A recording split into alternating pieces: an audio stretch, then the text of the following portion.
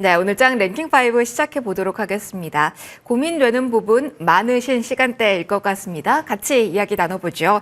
자, 레몬리서치 김민수 대표, 신한투자증권 황유연 PB팀장 모셨습니다. 두 분 어서 오세요. 안녕하십니까. 어려운 목요일입니다. 그동안 계속해서 긍정적인 이야기만 많이 하다가 그 기로에 선 듯한 느낌인데요. 분석해보고 또 돌파하고 같이 이야기해보죠. 5가지 키워드 오늘 선정을 해봤는데요. 일단 큰 그림 먼저 그려보려고 합니다.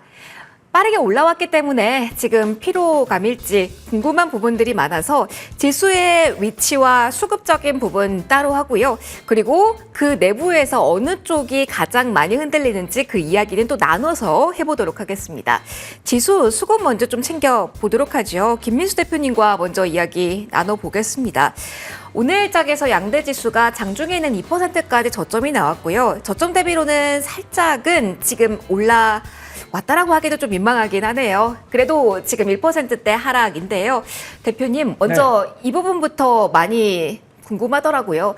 지수가 단순히 가파르게 올라왔기 때문에 쉬어가는 구간인지, 외국인의 매도세가 어제에 이어서 오늘까지 나오고 있는데 지수의 위치와 수급적으로 어느 점을 지금은 경계에서 봐야 되는 건지 이 점 먼저 체크 부탁드리겠습니다. 네, 외국인이 절대 약간 좀 나는 못 샀는데 좀 재뿌리는 느낌이 나죠. 며칠 좀 그러네요. 네. 근데 일단 한국 증시는 딱 그렇게 나눠집니다. 일주일의 구분이 월, 화, 수, 엔드, 목, 금으로 나뉩니다. 아, 그러면 수요일까지가 딱 끝이었고 새 챕터가 오늘부터인 거였네요? 왜 그런지 아세요? 왜 그럴까요? 미니 옵션. 아, 목요일 옵션만 그걸 생각해야 되는군요. 월요일도 있습니다. 아하. 네, 거기에 따라서 분위기가 싹싹 그렇게 바뀌어 가더라고요. 그래서 그런 게 일단 첫 번째, 이거 좀 없애면 그냥 안 되니까. 예. 그 상황 속에서 어떻게 봐야 되는 걸까요? 예, 불긋불긋합니다. 이런 거 네, 보시면요. 맞아요. 두 번째는 오늘이 6월 26일인데요. 네. 정확하게 보게 되면 결제일 기준까지 봤었을 때 오늘이 주식을 팔아야 상반기가 결제 기준으로 마감이 됩니다. 아하. 그러다 보니까 어떤 현상이 나냐면 조금 이제 수익이 났어요. 네. 예, 물론 본인이 잘했다기보다는 시장이 좋아서 잘한 건데 내가 잘한 것 같아요. 그러다 보니까 그 기관 쪽에서도 그렇고 운영하던 쪽들은 일단 매도하는 게 많겠죠. 예, 일단 수익을 확정시키자라고 네. 하는들 왜 상반기에 끝내고 크게 그대로 하반기까지 가면 얼마나 좋을 텐데 상반기에 끝내고 하반기로 또 다시 가야 되는지 이유는 인센티브 거기까지만 하겠습니다. 예. 아, 그런 것도 있기 때문에 오늘 일단은 가장 우선적인 이유는 차익 실현, 수익 확정 그 매물이라는 말씀이신 거죠? 예, 수급적인 요인은 직접적으로는 그게 더 크다고 봐야 될 것 같고요. 아하. 또 두 번째는 그냥 그 두 번째보다 세 번째는 네. 심리적인 거죠. 예, 그동안 많이 올랐는데 그냥 저희 시장만 하게 되면 주식 올라가는 줄 알았어요. 이거 거의 비슷하게 본 게 코로나19 때 돈 많이 2021년, 들어왔을 때. 네, 맞아요. 예, 그때랑 거의 비슷하게 되다 보니까 뭔가 좀 쿨다운 할 게 좀 필요했는데 그러다 보니까 이제 나오는 이제 약간 속도 조절이 보여진다라고 하는 게 지금의 현상인 것 같은데 그럼에도 불구하고 그럼 이게 끝나고 다음 물은 괜찮겠느냐라는 쪽들은 또 고민을 해봐야 되겠지만 지금 그렇다고 해서 시장이 올라왔었을 때 가장 중요한 국내 모멘텀들 이게 뭐 훼손된 게 있습니까?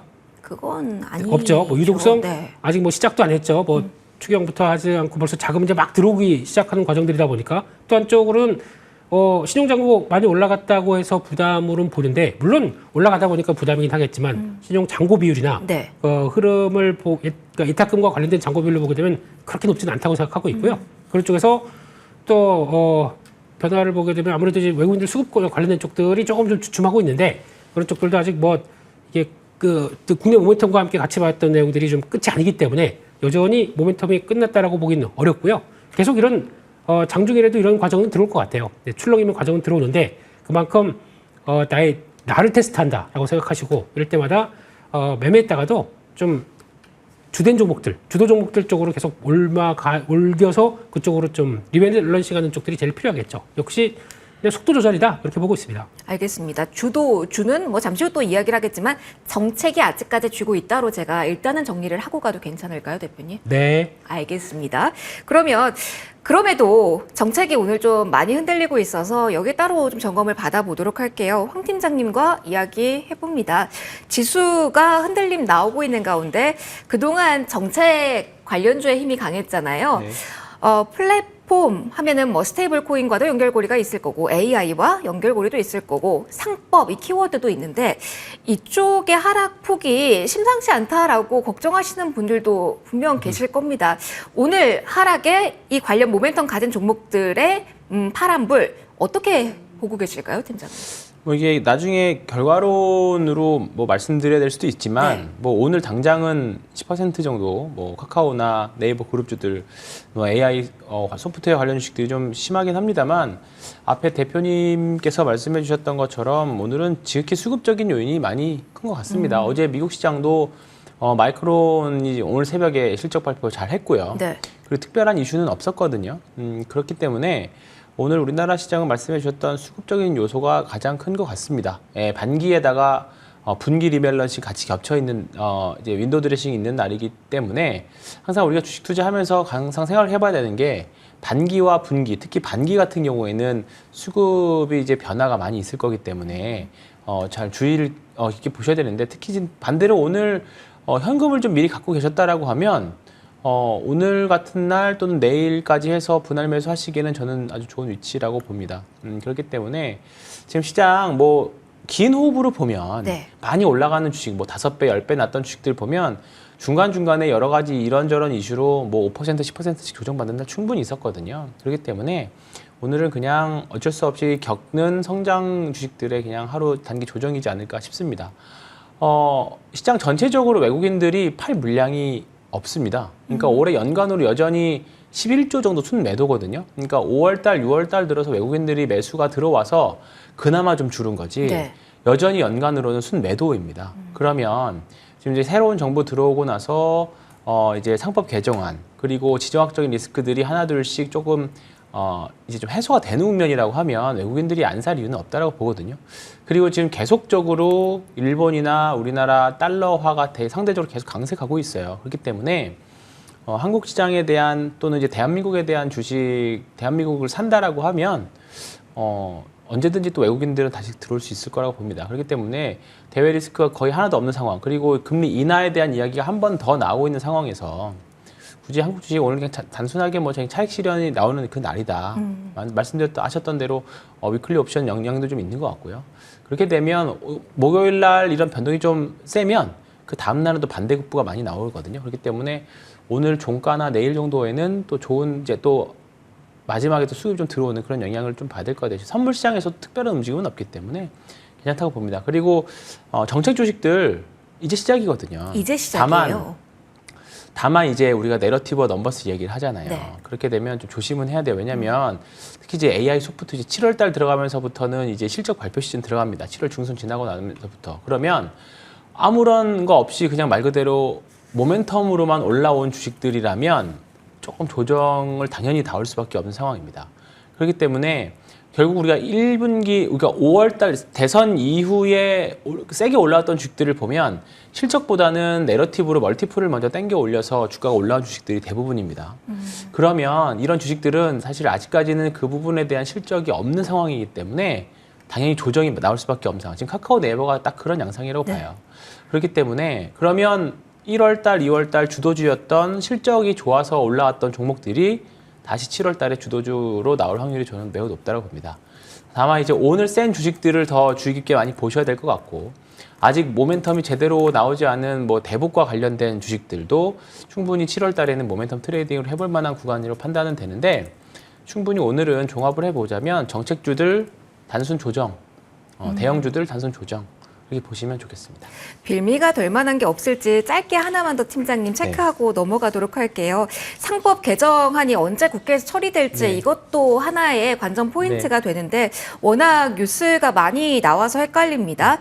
내달 4일 전에 처리한다라는 이야기가 나왔어서 그쪽으로 좀 봤는데 또 새롭게 뭐 여러 보도 매체에서 나온 걸 보면 7월을 밀린다라는 이야기가 나와서 워낙 상법으로 묶인 종목들이 많았고 가파르게 올라왔기에 조정의 빌미 그러면서 기간 조정의 시기가 길어지진 않을지에 대한 체크도 한번 받고 싶습니다. 뭐 늘어지는 게 가장 큰 불확실성의 리스크라고 봐요. 네. 다만 이번 정부가 보여주는 스탠스 봤을 때는 굉장히 빠르게 통과하려고 저는 사실 연말이나 가야 될 줄 알았거든요. 이 정도 빠른 네, 거다. 저는 빠르다라고 생각합니다. 그래서 빠르면 빠를수록 시장에서는 불확실성 해소로 될 수 있고요. 그 전에 먼저 선제적으로 이렇게 조정이 나와준다라고 하면, 그리고 사실 오늘 지주사들 보면 그렇게 뭐 엄청난 조정은 아니거든요.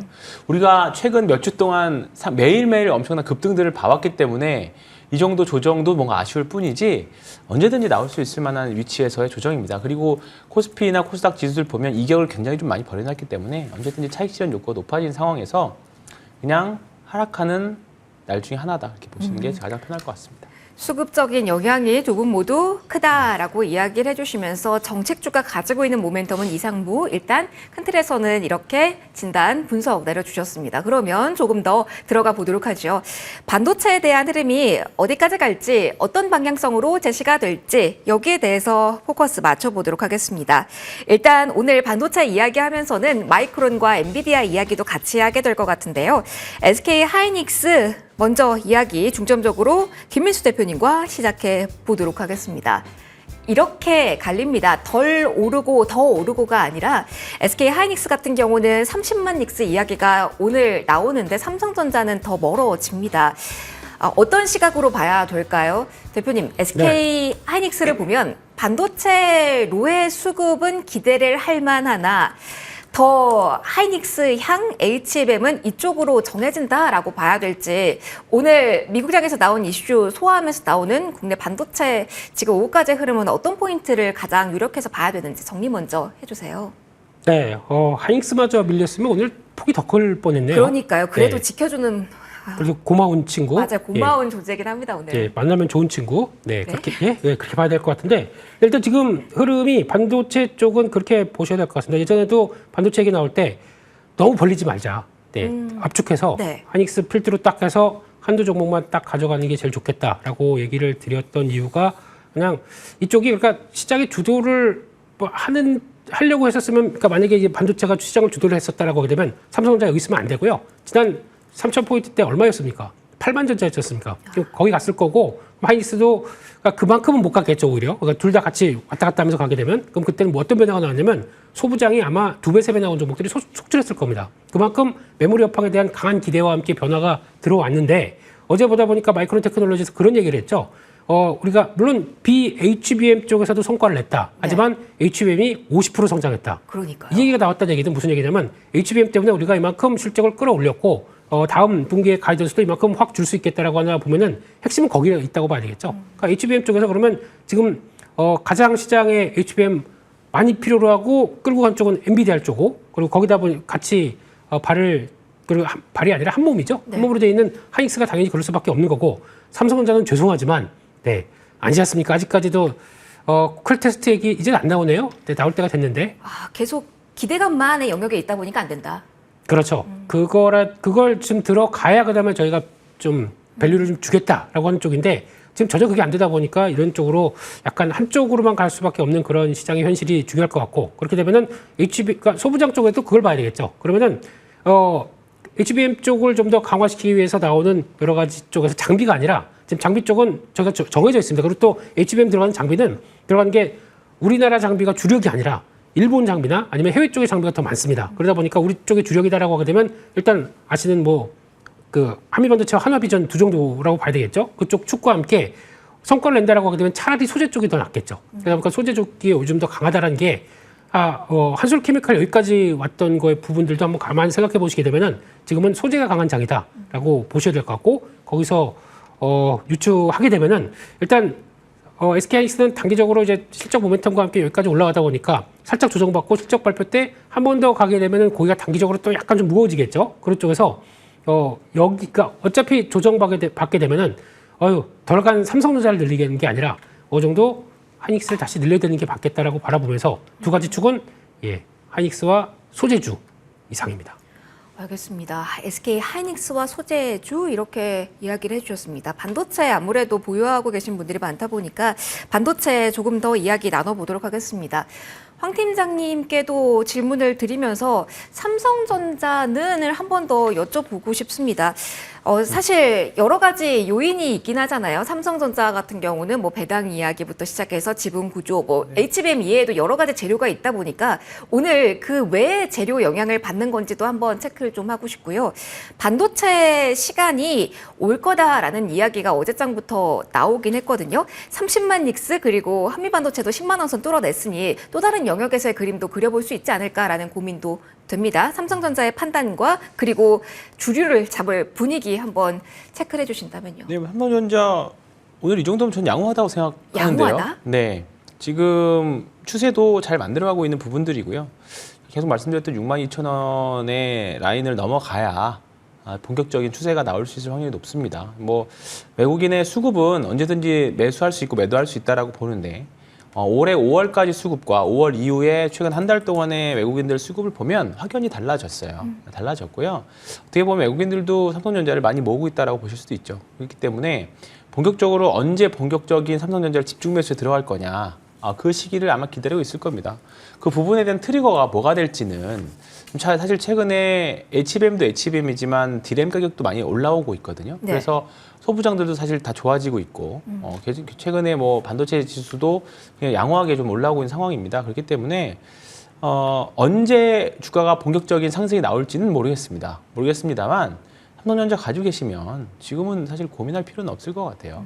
계속 말씀드리지만 하이닉스와 삼성전자는 선택의 문제, 개인 선호의 문제라고 봐요. 조금 변동성 크지만 좀 그래도 HBM에서 강자의 이 지위에 있는 하이닉스 살 것이냐. 그래도 나는 좀 편하게 밑에서 아직 출발하지 않은 삼성전자 사서 싸게 사서 기다릴 것이냐. 그 차이의 문제이기 때문에 어떤 두 종목 중에 어떤 종목을 고르느냐, 또는 여기서 추가로 소부장, 뭐 한미반도체나 이스페타시스냐 소부장 단으로 갈 거냐, 이거는 개인적인 그 리스크 선호도에 따른 문제라고 봅니다. 네. 이것조차도 어려우시겠으면 그냥 반도체 ETF 하시면 되는 거고요. 그게 아니라고 하면 지금 반도체는 어떤 종목을 가지고 있으시든지 간에 그렇다고 너무 막 우하향하고 있는 종목 가지고 계시면 안 되고요. 추세가 살아있는. 네, 추세가 이제 우하향해서 최소 바닥에서 20% 이상, 30%는 올라와야 본격적인 바닥이거든요. 삼성전자 20% 정도 올라가는 가격이 62,000원 조금 넘습니다. 그렇기 때문에 바닥에서 그 정도의 상승은 나와줘야 이제 바닥을 벗어났다라고 볼 수 있는데 이제 그런 종목들 위주로 보시는 게 좋을 것 같습니다. 알겠습니다. 네. 포인트 뭐 언젠지는 모르겠지만 팀장님 네. 벌써 다음 달이더라고요. 얼마 네. 안 남았으니까 SK 하이닉스, 삼성전자의 실적, 잠정 실적 나오는 전후로까지 일단 좀 잡아봐도 괜찮을까요? 펀더멘탈이니까요. 그건 잘 모르겠습니다. 그때 좀 지금 나와서 외국인들이 사야 사는 거다 그렇게 말씀드리는 게 편할 것 같아요. 네. 정말 이게 약간 정확한 답변일 수도 네. 있을 것 같아요. 사야 사는 거다. 네. 그러면서 조금 더 분명한 그림 그려지면 한 번 더 논의해 보도록 하겠습니다. 다음 키워드로 넘어갈게요. 반도체하고 2차 전지에 대한 이야기도 해볼 텐데요. 사실 오전에는 미국장 영향을 정말 강하게 받아서 전고체 키워드가 움직임이 강했습니다. 지금도 이 종목군 안에서 상한가 들어간 종목도 있긴 한데 우르르 오르는 게 아니라 이 안에서도 좀 순환매가 장중에 돌고 있습니다. 지금은 자이글이 상한가 진입이고요. 2차 전지 관련주 가운데 전고체가 다시 움직임 나옵니다. 이전에는 LFP 관련한 종목들 좀 많이 이야기를 했는데 오늘은 전고체거든요. 김민수 대표님, 2차 전지 관련주 가운데 그래도 스물스물 미국장에서 영향받았다라는 종목들 급등 나오고 있고 그리고 조금은 나아지고 있다라는 소식도 들려오긴 하거든요. 뉴스의 반응도가 높아지고 있다라는 점 오늘 전고체 중심으로 봤을 때 좀 기대할 만한 포인트가 될까요? 아침에 미국 시장 딱 끝나고 동향들 보다 보니까 퀀텀 스케이프 급등 이렇게 나왔죠. 이제 한 30% 올라갔더라고요. 네. 죄송합니다. 왜 이래? 라고 하면서. 어떤 종목인데? 네. 뭐 제가 잘 알고 있는 미국의 전고체 배터리 한다는 회사죠. 근데 이 회사가 코브라 방식으로, 코브라 해가지고 상용화. 방식으로 어떤 또 전환을 하기 시작하면서 이제 전고체 배터리 한 단계 레벨업을 시켰다. 그 전까지는 랩터 방식을 썼습니다. 원래 랩터가 더 좋은 거 아닌가 싶긴 한데 반대네요. 코브라가 더 좋대네요. 왜 그러냐면은 거기서 나왔던 그 2차 전지 안에서 양극과 음극 사이에서 그 전고체 고체 배터리가 있음에도 불구하고 자유롭게 돌아다닐 수 있는 방식으로 개선해서 냈다라고 하다 보니까 이제 전고체 배터리 한층 다가온 거 아니야라고 하면서 기대감이 빡 올라간 게 지금 어제 주가라고 봐야 되겠죠. 네. 그런데 정확하게 말씀드리게 되면 그렇게 되면은 미국 쪽에서 성과가 낸 게 왜 국내 업체들까지 영향을 끼쳐야 됩니까? 경쟁사 입장으로 보게 되면 아닐 거 아니에요. 근데 그게 주가가 움직인다? 그냥 분위기상에서 그런 겁니다. 그래서 결론적으로 국내 업체들이 그만큼 성과가 올라왔느냐? 아직 조용히 있거든요. 네. 예, 그래서 그거 가지고 움직인다라고 되면 저는 일단은 뭐 매매했다가 뭐 단기 매매했다가 아니면 또 뭐 갖고 쓴데 물려있다가 이렇게 됐다라고 되면 빠져나올 자리에 보시는 게 더 일단은 좋겠다고 생각하고 있고요. 오히려 지금 2차 전지 쪽을 본다라고 하게 되면 그러니까 좀 또 로보택시 가지고 말이 많더라고요. 아직까지도. 네. 예. 좀 그렇게 완벽한 수준까지 못 올라왔다라고 하다 보니까 이런저런 또 얘기도 많은 것 같은데 그게 얼만큼 또 상용화하고 그다음에 또 개선하고 이렇게 나오기는 하는데 또 중요한 단서 중에 하나가 웨이모만큼 로보택시가 아직 못 올라온다라고 얘기를 하고 있더라고요. 아하. 그러면 웨이모의 강점이 뭐냐면 일단 라이다를 통해서 카메라까지 조합하다 보니까 조금 더 또 안전이나 뭐 여러 가지에서 좋아지는 모습들이 나오는데 중요한 건 비쌉니다. 이건 쌉니다. 네. 그런 쪽이다 보니까 그러면 비싼 쪽을 좀 개선시키기 위해서는 배터리가 조금 더 바꿔줘야 되겠죠. 그렇게 되기 시작하면 배터리는 LFP를 써야 됩니다. 그런 쪽에서 LFP 틈 GM도 테슬라도 똑같지만은 LFP 쪽에서 좀 더 어떻게 좀 빠르게 좀 안 되겠니라고 요구를 하는 입장인데 파나소닉은 못 해주고 있습니다. 네. 설비 투자를 안 해요. 지금 LG 에너지 솔루션밖에 없습니다. 그렇기 때문에 이게 강화되기 시작한다. LFP를 통해서 변화가 나올 겁니다. 그렇게 되면은 그걸 통해서 나올 수 있는 좀 독자적인 변화를 본다라고 하게 되면 개인적으로는 포스코 퓨처엠, 음극재 공급하는 쪽이다 보니까 이쪽이 또 눈여겨봐야 될 것 같고 거기다 또 최근에는 LMR, 네. 그러니까 이제 더 리치 망간이죠. 예, 망간 쪽을 좀 더 끌어올려서 나오기 시작한다라고 하게 되면 이런 분위기도 또 바뀔 수 있는 모습들이기 때문에 그런 쪽으로 분위기도 맞지 않느냐. 그쪽에서 일단 지금 분위기는 약간 뭔가 그래서 풀리려고 하는데 아직은 실적 시즌 발표돼서 앞두고는 전혀 아직 모멘텀은 없겠죠. 그런 거 봐가시면서 기대는 서서히는 모아갈 수 있겠다는 쪽으로 말씀드리겠습니다. 기대감을 가질 수 있는 요소들 정리를 해주셨습니다. 황 팀장님의 의견도 들어볼게요. BYD의 이야기를 여러 면에서 많이 했었는데 이걸 어떻게 해석해야 될지 한번 여쭤보려고요. 생산 라인 증설을 연기했다라는 소식이 나와서 사실은 뭐 시장이 좋지 않기 때문에 더 확장을 안 한다라고도 네. 볼 수가 있겠지만 그동안에 치킨 게임을 주도했던 게 여기니까 네. 일단은 가격 경쟁으로 이렇게 치킨 게임을 멈춘다라는 점은 긍정적이지도 않을까라는 두 가지 갈래의 생각이 들어서 한번 여쭤봅니다. 어떤 면으로 BYD의 행보를 우리가 해석하면서 관련주의 팁을 좀 찾아볼 수 있을까요? BYD 뭐 증설 연기도 나왔고 네. 그다음에 며칠 전에는 더 안 좋은 소식들도 사실 있기는 있었습니다. 그리고 어젯밤에는 테슬라가 유럽에서 판매 대수도 좀 약간 감소했다라는 이슈도 있고요. 일단은 전기차 같은 경우에는 저는 살 사람들은 거의 대부분 샀다라고 생각합니다. 그리고 이제 살까 말까 고민하는 사람들은 상황을 좀 더 지켜보자, 가격이 네. 좀 떨어지는 거 상황 보자, 이제 그런 단계까지 왔다라고 봐요. 그래서 비단 이건 BYD 문제뿐만 아니라 2차 전지 또는 전기차 산업에 대한 이제 앞으로 어떻게 산업이 재편될 것인지에 대한 고민을 하면서 기다려보는 시기라고 봅니다.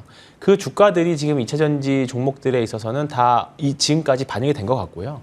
지난주부터 시작해서 에코프로 BM이라던가 그다음에 다른 포스코 퓨처엠이라던가 2차 전지 대형 종목들 위주로 먼저 수급이 들어오기 시작했습니다. 분명히 거래량이라던가 거래 대금 이런 부분들을 고민해 봤을 때는 바닥은 잡아가는 부분들은 많이 있는 것 같아요. 지금 제가 사실 BYD에 대한 분석보다 2차 전지에 대한 궁금하신 분들이 더 많을 것 같아서. 맞아요. 그래서 저도 제 고객님들 그 2차 전지 주식을 갖고 계신 분들한테는 이제 물타기는 할 때가 된 것 같다. 추가 매수할 때는 된 것 같다라고 말씀까지는 드렸어요. 다만 네. 실행을 아직 안 하고 있을 뿐이고 말씀드렸던 대로 제가 추세 전환의 시작을 바닥에서 그래도 최소 20%는 올라와야 된다라고 보거든요. 근데 아직 거기까지는 좀 약간 절대적인 수치가 좀 아직 모자라요. 그래서 일단은 저는 큰 아주 깊고 어두운 터널은 나왔다라고 봅니다. 다만 이제 과연 터널을 나와서 뭘 타고 달릴 것이냐, 네, 뭐 자전거를 타고 달릴지, 다시 자동차를 탈지, 다른 스포츠카를 타고 달릴지는 우리가 향후 업황에 도는 거. 특히 이번에 다른 업종들 이번 지금 신고가를 가는 종목들은 수급도 수급이지만 업황 자체, 수주나 수출 이런 부분들이 다 좋잖아요. 네. 근데 2차 전지는 그거 없이 그냥 말 그대로 돈의 힘으로만 들어온 거기 때문에 분명히 탄력은 분명히 약할 거라고 봅니다. 그래서 너무 큰 기대, 2023년도처럼 그렇게 갈 기대는 아직은 하실 단계는 아닌 것 같고요. 다만 내가 가진 2차 전지 중에서 섹터 중에서 어떤 종목을 추가 매수해야 될지는 한번 2분기 실적 보고 판단해도 전혀 늦지 않다. 네, 그까지 말씀드리겠습니다. 2분기의 실적 꼼꼼하게 확인해 보겠습니다. 터널 진입했다라는 게 굉장히 어두운 소식, 터널 끝 이야기가 나왔는데 통과했다라는 의견까지 일단 황 팀장님 주셨습니다. 2차 전지 이야기를 쭉 해봤고요. 조선방산, 수주에 대한 모멘텀 그리고 추가적인 동력 이야기를 좀 많이 했던 섹터인데요. 오늘 장에서의 흐름 좀 궁금하실 것 같습니다. 일단 헤드라인을 보면은 저희가 조선방산인데 조선 이야기를 먼저 시작해 보도록 할게요. 김민수 대표님, 네. 어제 나온 이야기, MRO 수주 실패 이야기가 나오면서 이게 고배를 마셨다, 빈손으로 돌아왔다라는 걸 비밀로 해서 이제 아래쪽으로 내려가게 되는 건지. 근데 하나 궁금한 건 이미 좀 수년간의 일감은 우리가 채웠다. 그래서 이거 소화하는 것도 버겁다라는 이야기가 나왔었잖아요. 실적은 그럼 괜찮을 텐데 이 소식을 어떻게 반영을 해야 될까요? 피크아웃 이야기까지 나오게 될까요? 네, 약간 작은 뉴스 가지고 몸통을 흔드는 그런 흐름이라고 봐야 될 것 같고요. 고배를 마셨다니. 예. 그러니까 마음 아픈 단어가 나왔어요. 고배는 일본에 있고요. 네. 예. 빈손, 네, 이렇게 할게요, 그러면. 그게 중요한 게 아니라 예. 이게 생각보다 여기 나왔던 뉴스를 가지고 이거 전체를 다 또 호도하면 안 되는 느낌이 드는데, 왜냐면 이제 MRO 관련된 쪽에서 중간에 하나오션은 포기하고 나왔습니다. 입찰 안 하고 나왔습니다. 왜 그랬냐면 돈이 안 될 것 같아요.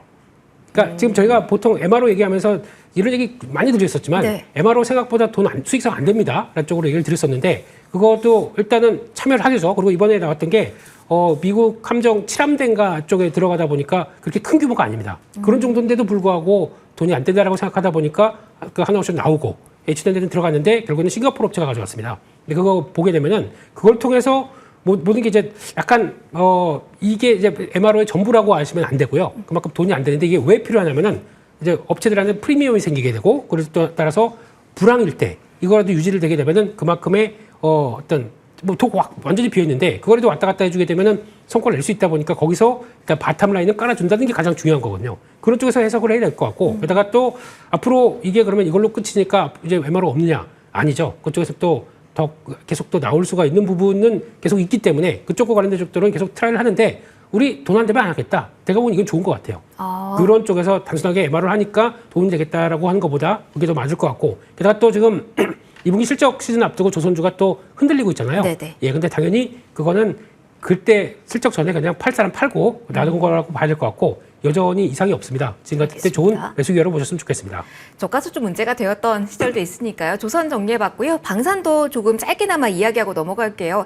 핵심만 좀 듣고 싶습니다. 황 팀장님, 오늘 뭐 크게 빠지는 건 아니고 종목별 흐름은 엇갈립니다. 다만 뉴스를 보면 뭐 나토에서도 이야기가 나왔고 계속 지정학적 리스크를 자극할 만한 요인들은 있거든요. 네. 뉴스에 대한 민감도가 좀 둔화됐다라고 봐야 될까요? 오늘장 대응은 네, 핵심은요? 그렇게 보시는 게 맞을 것 같고요. 그러면서 이번 주 월화수 조정이 좀 나왔고 네. 어젯밤 나토 증액, 방위비 증액 얘기가 나오면서 오늘도 반등하는 것 같습니다. 다만 이제 다른 sek터들이 쉴 때 이제 방산 섹터가 워낙에 좀 세게 올라왔고요. 단기적으로는 뭐 전쟁이 끝나서 다행입니다만 방산 주식들로 방산 주식들에게는 모멘텀이 좀 일단 단기 소멸된 거기 때문에 실적 발표 시즌까지는 뭐 특별한 모멘텀이 없다고 봐요. 갑자기 또 다시 미사일 쏘면서 싸움이 나오면 또 다른 얘기는 하겠습니다만 지금 추세대로라고 하면 조금은 기간 조정과 가격 조정이 올 확률이 매우 높습니다.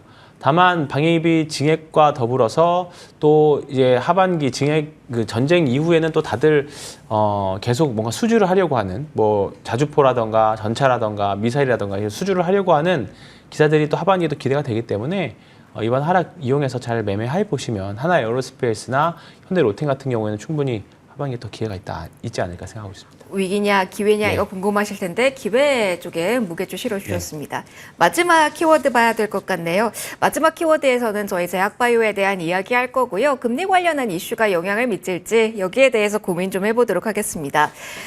김민수 대표님, 파월 의장 조기 교체 검토한다. 그리고 연준 의원들의 연설도 쭉 예고가 되어 있는 상황이라서 제약바이오에 미치는 영향과 함께 관련된 이야기 좀 듣고 싶습니다. 일단 오늘 개별주의 움직임만 훨씬 더 강하거든요. 제약바이오 쪽의 금리 관련 이슈의 파급력 좀 클 수 있을까요? 어떻게 시나리오 그리실까요? 네, 부럽습니다. AB온. 예. 네, 며칠째입니까, 상한가? 물량도 없어요. 예. 상한가 잔량이 700만 주. 예, 그렇습니다. 근데 그거는 뭐 그쪽의 개별적인 요인이라고 보고, 근데 왜 그런 개별적인 요인이 작용했느냐? 성과를 냈기 때문이죠. 성과 낼 만한 회사들은 갖고 있어도 된다라고 네. 보는 게 맞을 것 같고 또 요즘 많이 얘기 나오는 게 미국의 바이오테크 분위기 안 좋다. 오늘 네. 또 노브노 데스크 힘스앤허스 그것도 같이 뭐 연결되다 보니까 뭐 계약 종료됐다고 확 밀리잖아요. 네. 이거 봤을 때 분위기 별로 안 좋다라고 나오는데 정확하게 말씀드리게 되면 미국 쪽의 분위기와 우리가 같이 연동되지는 않습니다. 왜냐하면 거기는 뭐 또 약가 인하부터 또 관세 품목별 관세 여러 가지 같이 맞물리다 보니까 약간 좀 심리적으로 안 좋다고 하더라도 우리도 같이 일단 뭐 나중에 보게 되면 같이 연동은 된다고 하더라도 직접적인 연관은 좀 적죠. 그런데 국내 업체들의 가장 큰 특징은 시가총액 순서대로 본다고 하더라도 성과를 낸 업체들입니다. 올해도 잘하면 한 개는 한 건씩은 나올 수 있어라고 기대를 하고 있는 회사들이 더 많죠. 그렇기 때문에 이럴 때는 그냥 바이오 안 간다라고 보시는 게 아니라 요런 건 한번 모아가봐도 되겠다라는 쪽들은 그냥 뭐 포트에 하나 둘 정도는 두셨으면 좋겠고요. 그런 쪽에서 요즘 또 비슷한 이름 비슷한 에이비온과 이름 비슷한 ABL 바이오 이것도 어제 보니까 초록 발표가 에스모에서 7월 14일인가 그때 발표될 때 초록 발표가 나왔는데 삼중요법으로는 지금 쓰고 있는 이중요법보다 훨씬 더 좋게 적응증과 부작용이 결과가 나왔더라고요. 괜찮은데 왜 못 가냐면 1,400억 정도 RCP 발행한 게 있습니다. 이게 만기가 7월 11일입니다. 그러다 보니까 약간 오버행 이슈 때문에 좀 묵직한 것 같은데 요거만 끝난다? 예, 기대하겠습니다. 아무래도 제약바이오는 요즘 시장 분위기 감안해서 개별적인 이슈가 더 중요하다. 금리에 관련된 이슈보다도 개별적인 뉴스 잘 보자라는 점 챙겨주신 것 같습니다. 저희 5개 이슈 봤습니다. 여기서 마무리할게요. 개인 쪽에서의 매수세 좀 늘어나는 오후네요. 이 점까지 챙겨보시고요. 오늘 랭킹5 마무리합니다. 김민수 대표, 황유현 팀장과 함께했습니다. 고맙습니다.